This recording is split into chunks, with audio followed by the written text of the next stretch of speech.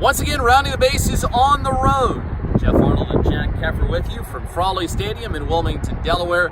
Keys in the middle of a 4-game series against the Blue Rocks. And pitching-wise, Jack, the Keys have done a good job. Dean Kramer put in another good start on this Wednesday, but offensively, the Keys have struggled to put some runs up. 19 straight innings. The Keys have not scored a run. They've only mustered 7 hits over that time span. And granted, we've seen 2 outstanding pitchers from the Blue Rocks. Daniel Lynch was 7 innings. He went scoreless, and he also struck out 9. And meanwhile, Rito Lugo had a great spot start in the second game of the doubleheader.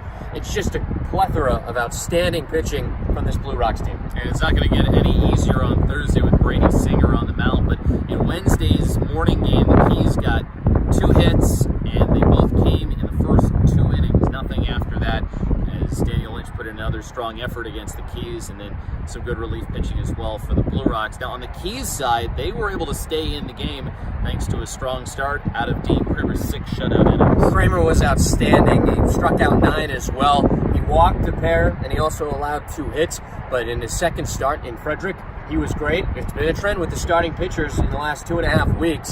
Sub-2 ERA with over 100 strikeouts. They've been outstanding.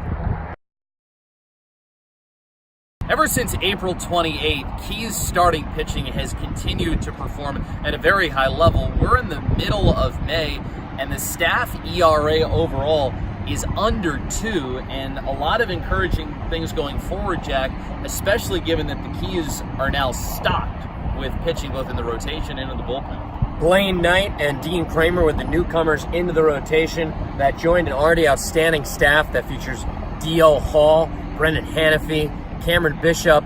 We've also got a couple of other guys who've just been outstanding for Frederick. And meanwhile, it's been such a logjam with the rainouts and the starting pitching staff that they've had to have starting pitchers come out of the bullpen. We've seen Cameron Bishop and Brendan Hanafy make their first career relief appearances in tandem starts. So the Keys really trying to work their starters in.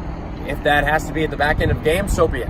And D.L. Hall even was involved last week against the Potomac Nationals. He threw 4 scoreless innings, finished with 8 strikeouts in the ballgame. And as you start to see more of these tandems where pitchers come up and you're trying to look for spaces for these guys to pitch, the good news is that it's preparing some of your starters for maybe one day if they're pitching in the big leagues, they go into a bullpen role, or maybe they're a swing guy out of the pen. And so even though they may not be starting a game, it very well could be preparing them for things they'll see at the next level. We've seen the opener, which the Rays employed last season as a strategy that maybe the Orioles will do in the future. Brandon Hyde said he's open to the idea. So we'll see how, either way, it's great for the development of these pitchers. Like you said, come out of the bullpen or start, you got to be able to throw strikes. And the Keys have been able to do that. They just need to find a way to score some runs, and hopefully they can do so against the Blue Rocks on Thursday night, 6:35 first pitch. We said Brady Singer really tough. The Royals had 3 different picks in the first 34 of last year's draft. Singer was the first guy that they took. He'll go up against D.L. Hall, who, as we said, was so good out of the bullpen last week against the Nationals. First pitch 6:35, pregame coverage 6:20 on FrederickKeys.com and the TuneIn Radio app. We look forward to having you with us then. He's Jack Keffer. I'm Geoff Arnold. We'll talk to you tomorrow.